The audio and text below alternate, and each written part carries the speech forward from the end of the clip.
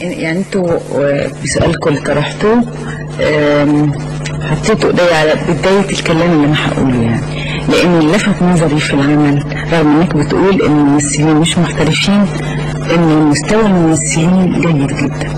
عجبني اختيار الشخصيات وما حسيتش بغربة، رغم ان الاستاذ كمال انا حاسس بغربة، لكن انا ما حسيتش بغربة من ناحية الشخصيات دي. هم فعلا هم شكلهم شوية بحر متوسط، يديني الاحساس انهم من اليونان، من مناطق شرق اوروبا حاجه كده، لكن ومع ذلك مش بعاد ابدا عن المذاق المصري. جيدين في اختيارهم، حتى الممثلين طول عليهم مش محترفين بيأدوا جيد جدا.